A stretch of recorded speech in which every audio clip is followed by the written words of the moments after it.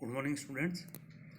पिछली क्लास में हमने जूल का प्रयोग देखा था और जूल का नियम भी हमने बताया। और ये हमने क्या बताया था, क्या था नियम, कि स्थिर ताप पर आदर्श गैस की आंतरिक ऊर्जा आयतन पर निर्भर नहीं करती है या गैस की आंतरिक ऊर्जा केवल ताप का फलन होती है, और यह जूल का नियम कहलाता है। और इसको यहाँ पर बताया गया है कि यहाँ हमने बता रखा है कि स्थिर ताप के ऊपर आयतन परिवर्तन के साथ में आंतरिक ऊर्जा में परिवर्तन का मान शून्य होता है। किसके लिए? आदर्श गैस के लिए। ठीक है ना। आदर्श गैस का मतलब जहां आदर्श गैस समीकरण अर्थात पीवी इक्वल टू आरटी या एनआरटी का पालन किया जाता है। लेकिन वास्तविक गैस के लिए इस गुणांक का मान शून्य नहीं होता है। क्यों नहीं होता है? क्योंकि आदर्श गैस में अंतराकर्षण बल का मान शून्य माना गया है, अभिग्रहित है, पोस्टुलेट हमने देखा था। लेकिन वास्तविक गैसों में इस अंतराकर्षण बल का मान शून्य नहीं होता है, इसलिए इस गुणांक का मान भी शून्य नहीं होता है। तो मान कितना होता है वास्तविक गैस के लिए या वान डर वाल गैस के लिए? तो वान डर वाल गैस का मतलब ये है, वास्तविक गैस का मतलब ये है कि वान डर वाल गैस समीकरण नियम का पालन करती है। इसका मतलब P plus a by V square into V minus b equal to R T. इस केस में वास्तविक गैस के लिए जो गुणांक है स्थिर ताप पर आयतन परिवर्तन के साथ में आंतरिक ऊर्जा परिवर्तन, इसका मान बराबर होता है T into beta into alpha minus P. यहाँ पर T क्या है? टेम्परेचर, जिस टेम्परेचर के ऊपर ये प्रयोग किया गया। B क्या है यहाँ पर? ये B। ये बीटा क्या है? ये है आयतन प्रत्यास्थता गुणांक अर्थात बल्क मॉडुलस इलास्टिसिटी कोफिशिएंट। ये क्या है? बल्क, बीटा बी से मतलब है बल्क मॉडुलस इलास्टिसिटी के कोफिशिएंट। ठीक है। और एल्फा क्या है यहाँ पर? वॉल्यूम एक्सपांशन कोफिशिएंट या आयतन प्रसार गुणांक। ठीक है। वास्तविक गैस के लिए इस गुणांक का मान इक्वल टू होता है T into B into alpha minus P, जहाँ टी है ताप, बी है बल्क मॉडुलस कोफिशिएंट और पी है एल्फा है वॉल्यूम एक्सपांशन कोफिशिएंट और पी है प्रेशर। ठीक है। अब इसका मतलब क्या हुआ कि यहाँ पर ये जो गुणांक है, इस गुणांक का मान आदर्श गैस के लिए शून्य होता है और वास्तविक गैस के लिए शून्य नहीं होता है। इसी प्रकार से जब हम जूल थॉम्सन प्रयोग देखते हैं और उसका अंदर जूल थॉम्सन गुणांक को हम निकालेंगे, तो जूल थॉम्सन गुणांक भी आदर्श गैस के लिए शून्य होता है, जबकि वास्तविक गैस के लिए शून्य नहीं होता है। और उसको वास्तविक गैस के लिए जब शून्य नहीं होता तो उसके द्वारा एक महत्वपूर्ण इसका अंदर पद हम पढ़ते हैं, उसको कहते हैं व्युत्क्रमण ताप, इन्वर्जन टेम्परेचर यानी। और इसको हम आगे विस्तार से देखते हैं। तो हम बात कर रहे हैं जूल थॉम्सन प्रभाव की।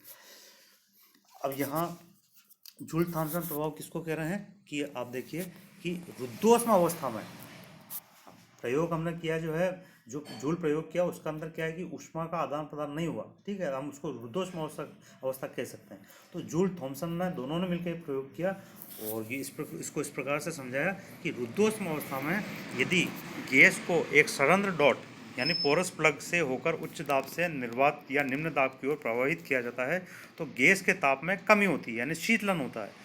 यह प्रभाव जूल थॉम्सन प्रभाव या शीतलन इफेक्ट, शीतलन प्रभाव कहलाता है। गैस के ताप में यह कमी सरंध्र डाट के दोनों ओर दाब में अंतर के समानुपाती होती है, means delta T proportional to delta P. अब यहाँ पर अपवाद है। हाइड्रोजन और हीलियम गैस का यह प्रभाव निम्न ताप -80 डिग्री सेंटीग्रेड से कम और हीलियम के लिए ये -240 डिग्री सेंटीग्रेड से कम पर प्राप्त होता है। इससे उच्च ताप पर क्या है कि शीतलन प्रभाव की बजाय जो है तापन प्रभाव यानी टेम्परेचर में कमी के बजाय टेम्परेचर में वृद्धि होती है। तो यहाँ पर ये जो टेम्परेचर है कि जिस टेम्परेचर से नीचे वह तापमान जिससे कम ताप के ऊपर जो है शीतलन प्रभाव दिखाई देता है, और वह तापमान जिससे उच्च ताप पर शीतलन प्रभाव की बजाय तापन प्रभाव यानी हीटिंग इफेक्ट दिखता है, वह ताप व्युत्क्रमण ताप कहलाता है। उसको हम आगे डिस्कस कर रहे हैं। तो ताप में यह कमी गैस के अणुओं की गतिज ऊर्जा में कमी के कारण से होती है। किसके कारण से होती है? ये होती है आपके गतिज ऊर्जा में कमी के कारण होती है। उच्च दाब पर गैस के अणुओं के बीच वान डेर वाल आकर्षण बल होते हैं, क्योंकि वास्तविक गैस है, वान डेर वाल गैस है, तो बल भी उपस्थित होंगे। जब गैस का निर्वात या निम्न दाब पर प्रसार किया जाता है तो कुछ ऊर्जा इन वान डेर वाल बलों को समाप्त करने में व्यय होती है। इस प्रकार गैस के अणुओं की गतिज ऊर्जा में कमी होती है और शीतलन प्रभाव उत्पन्न होता है। तो इससे एक निष्कर्ष और निकाल सकते हैं कि लगातार यदि हम किसी गैस को उच्च दाब से निम्न दाब में प्रसारित करते हैं तो लगातार तापमान कम होता जाएगा। तापमान कम होने का मतलब गैस का अणु की गतिज ऊर्जा कम होती जाती है या कम होती जाएगी। अर्थात इस प्रयोग के द्वारा, इस प्रकार के प्रयोग द्वारा गैसों का ताप कम करके उसका द्रवण भी किया जा सकता है। ये इसकी एप्लीकेशन है, इसको हम आगे देखेंगे।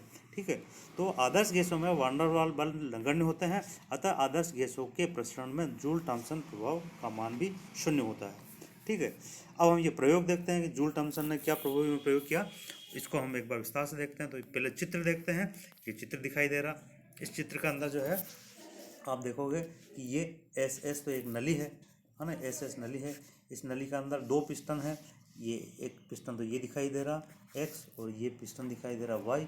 ये थर्मामीटर है। इस चैम्बर के अंदर, पहले चैम्बर के अंदर T1 टेम्परेचर और दूसरे के अंदर है T2 टेम्परेचर, यानी टेम्परेचर नोट करने वाला जो है ये थर्मामीटर है। सुग्राही, सेंसिटिव, ठीक है ना। जूल के प्रयोग में सेंसिटिव नहीं थे, इसलिए वो फर्क हम नहीं पकड़ पाए। और यहाँ पर दोनों पिस्टन है।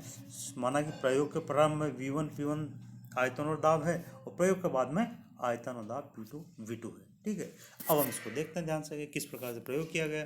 तो हम यहाँ क्या बता रहे हैं कि एक ताप अवरोधी पदार्थ से बनी एक नली का एस डैश, जिसके मध्य भाग में एक सरंध्र झिल्ली या सरंध्र डॉट ए लगा हुआ है। ए के दोनों ओर भारहीन घर्षणहीन पिस्टन एक्स तथा वाई लगे हैं। सरंध्र डॉट के दोनों ओर सुग्राही थर्मामीटर लगे होते हैं। चित्र 1.7 में दिखा रखा।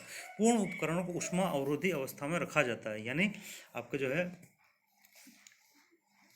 रुद्धोष्म अवस्था यहाँ रखी जाती है, ताकि न तो ऊष्मा बाहर जाए और न परिपार्श्विक से तंत्र के अंदर या गैस के अंदर आए, यानी ऊष्मा का विनिमय नहीं हो। बाईं ओर के पिस्टन एक्स द्वारा दाब लगाकर गैस को सरंध्र डॉट ए से प्रवाहित किया जाता है, अर्थात दाईं ओर गैस का प्रसार होता है तथा ताप में कमी होती है। इस प्रभाव की ऊष्मागतिक व्याख्या निम्न प्रकार से की जाती है, या इसका डेरिवेशन हम इस प्रकार से बताते हैं।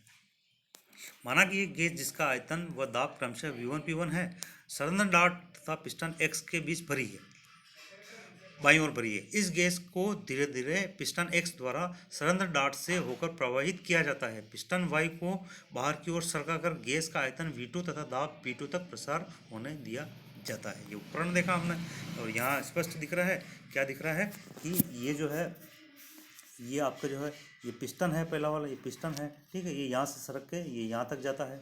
ठीक है, तो दाब जो है पहले आयतन जो V1 था, ये अब बाद में लास्ट में ये V1 जो है ये शून्य हो जाएगा अंत में, और यहाँ पर V2 बराबर जो पहले शून्य था वो अब V2 बराबर V2 हो जाएगा। ठीक है, अब यहाँ पर हम देखते हैं कि इस प्रकार पिस्टन, अब यहाँ ये महत्वपूर्ण डेरिवेशन है कि इस प्रकार पिस्टन एक्स पर किया गया कार्य, पिस्टन एक्स पर किया गया कार्य, ये पिस्टन एक्स पर किया गया कार्य, ये इक्वल टू हुआ आयतन परिवर्तन से कितना, ये हो गया आपके W1, ये हो गया आपके W1।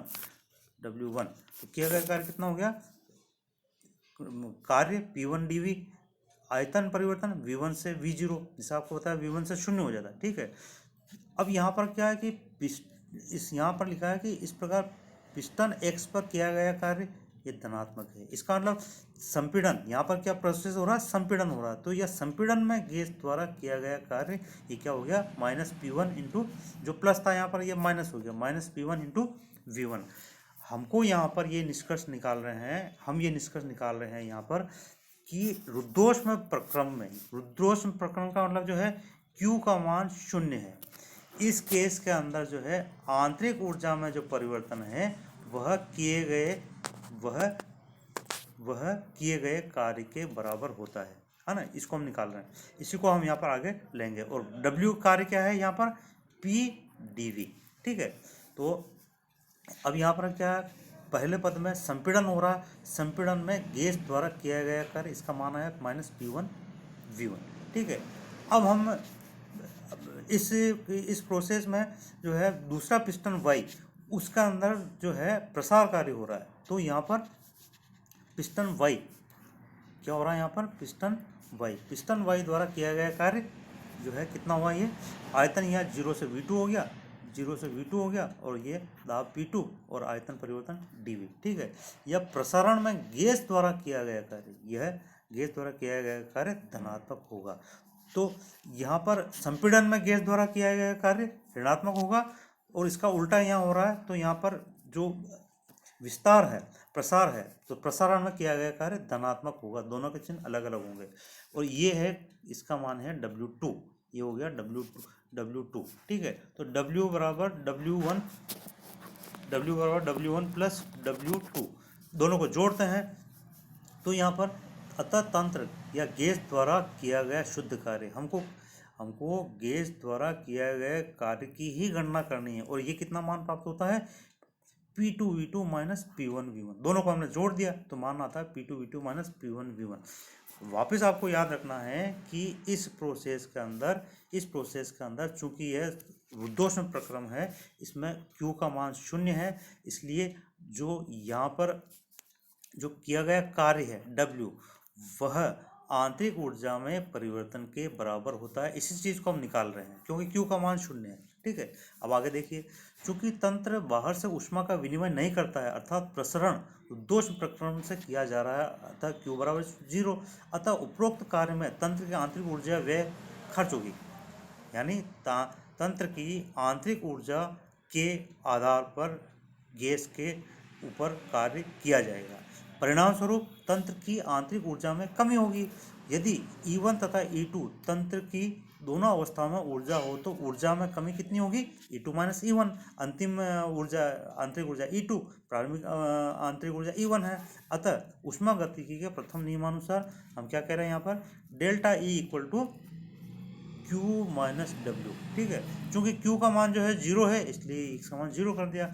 अब यहाँ पर जो डेल E है, ऊर्जा में परिवर्तन, आंतरिक ऊर्जा में परिवर्तन कितना है, E2 माइनस E1। और यहाँ पर जो किया गया कार्य है, गैस द्वारा किया गया कार्य है, वो कितना है, माइनस P2V2 माइनस P1V1।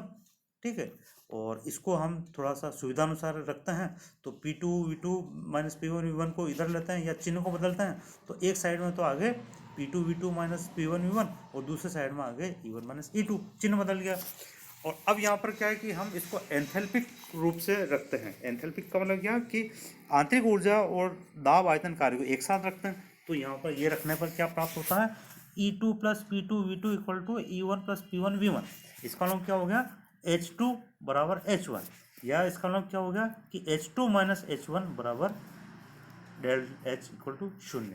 अर्थात उपरोक्त व्यंजक से स्पष्ट है कि वास्तविक गैस के रुद्धोष्म प्रसार होने पर तंत्र की एंथैल्पी अर्थात स्थिर अर्थात अपरिवर्तित रहती है, न कि आंतरिक ऊर्जा। तो जूल के प्रयोग में तो ये बताया गया कि आंतरिक ऊर्जा स्थिर रहती है, जबकि जूल थॉमसन प्रयोग ये बता रहा है कि यहाँ पर आंतरिक ऊर्जा के स्थान पर जो एंथैल्पी है वह स्थिर रहती है। तो ये जूल के नियम का निष्कर्ष है, और इस आधार पर जूल थॉमसन गुणांक निकाला गया। जूल थॉमसन गुणांक का मतलब क्या है, जूल थॉमसन गुणांक का मतलब क्या है कि हमको क्या निकालना है, स्थिर एंथैल्पी पर, स्थिर म्यू जेटी, स्थिर एंथैल्पी के ऊपर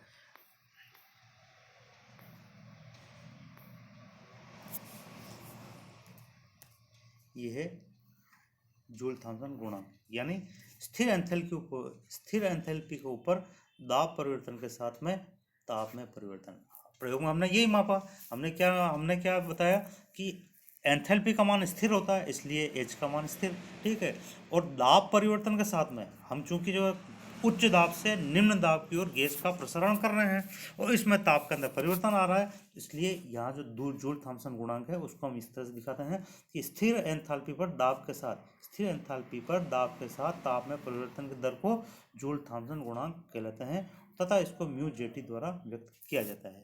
तो अगली क्लास में हम जो है इसकी गणना करते हैं और जूल थॉमसन गुणांक की गणना करते हैं। दूसरा, इसको आदर्श गैस के लिए जो है हम इसका मान निकालते हैं, और जैसा कि हमको पता है कि आदर्श गैस के लिए इसका मान 0 होगा, क्योंकि उसके अंदर इंटर एटॉमिक अट्रैक्शन फोर्स का मान 0 होता है, लेकिन वास्तविक गैस के लिए इसका मान 0 नहीं होता, उसमें शीतलन प्रभाव दिखाई देता है।